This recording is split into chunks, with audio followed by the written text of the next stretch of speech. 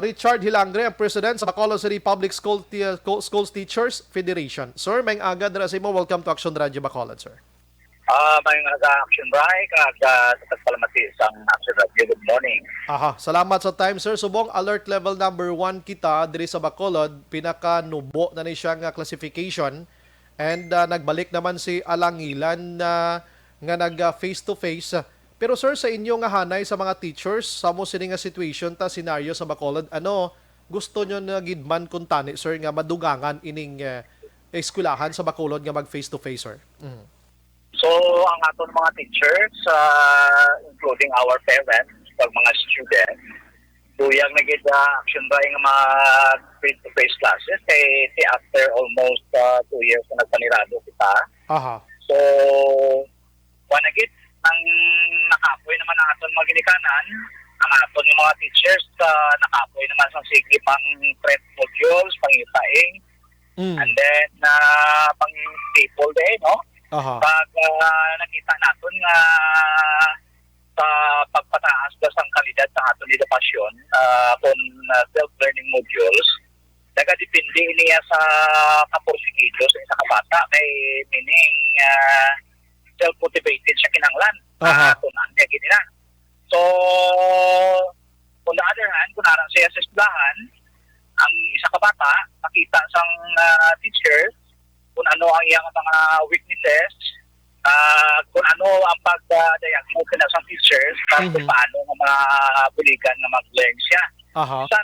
Sa udwa lang daw isa ka semana, daw rin siya kung nanay siguro, nga makita lang sa ating teachers, maka-interact siya sa estudyante, pag mabalahan niya dayon kung paano mataas doon ang kalidad sang ibalo sang ato ni estudyante action right. So, nagadali na gid ang aton mga teachers no pag ang situation subong very favorable ay single digit na lang ang aton nga COVID. So, kabay pa nga mag sige-sige ni kay kami mismo nagadali gid nga pagpataas ang ibalo sa aton mga kabataan at may mo naton ini paagi sa kinatawag na face-to-face modality action bike.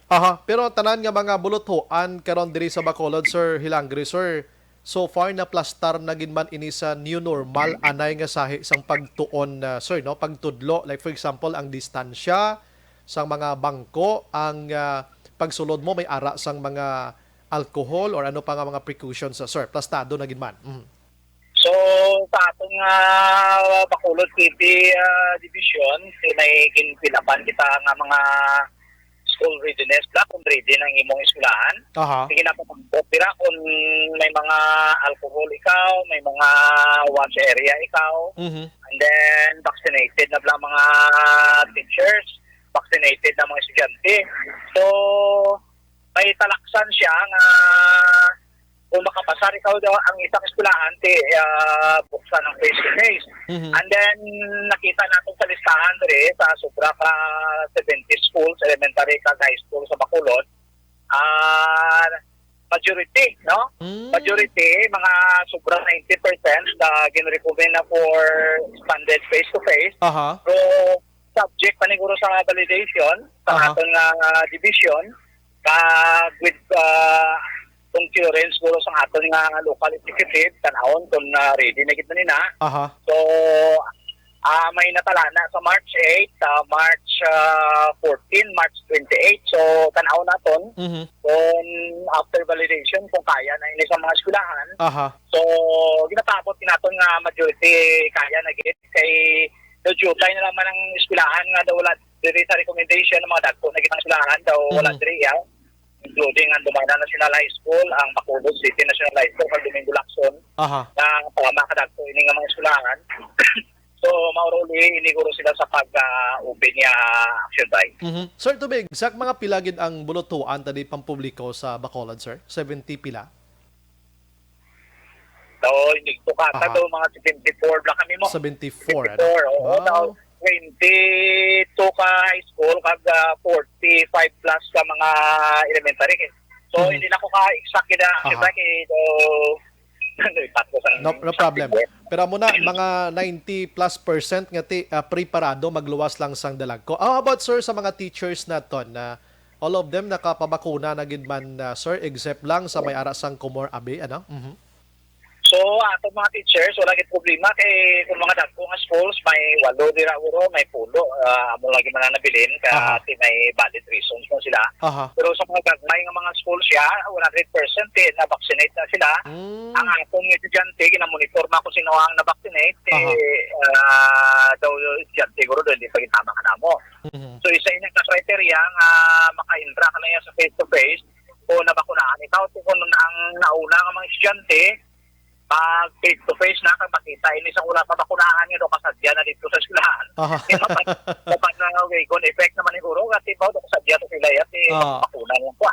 Correct. So, mo na kabay pa nga ma-open ang mga vaccination centers natin diri para sa mga 5 to 12, 12 to 18 years old para nga mapadali nato ng pag-open sa klase action daw.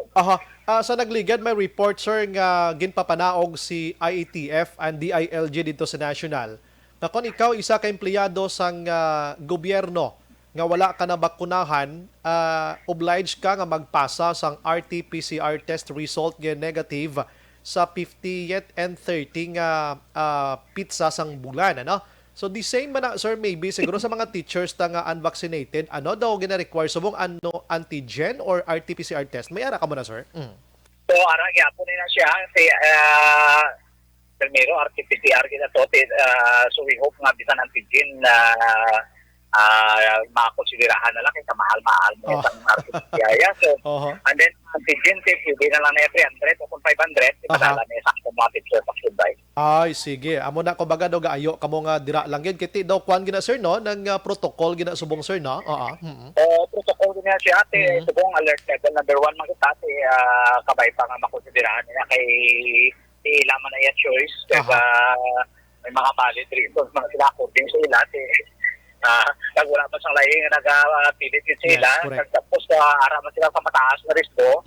And then, all over the world right now, sa nagatanaw kita sa gira sa Ukraine, sa nagarali dito ng mga Germany, ato daw 100,000, why man tuwan is nagamas majority na. So, meaning, nakita nato nga mismo ang mga first world country, nakita nila guro nga ang COVID, nag-endemic na siya, makakontrol na. So, we hope nga mag-sige-sige ni action, right? We hope nga after sang May 9 election, mga single budget ng yapo ng ato ng COVID para mga tigit-tigit nato ng ato nga expanded face-to-face classes action day. So, ini, sir, ang mention mo kay na nga may subject for recommendation after the validation.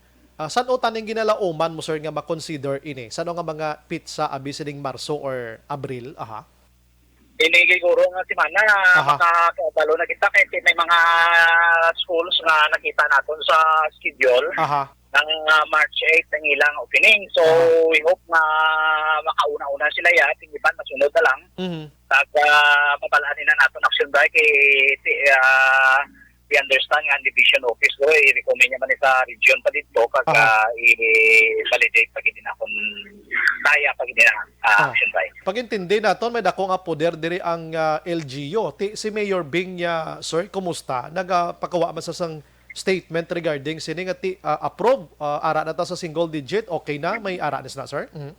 So nagadepende sa local school board nga nagapungko makita dira kay ara dira si Mayor kag si Councilor Sito Nubero, figurable man ang pagtanaw ni Councilor Sito Nubero, ay tinakita yaman nga nagbubo naman ang COVID kag ang atong mga eskwelahan.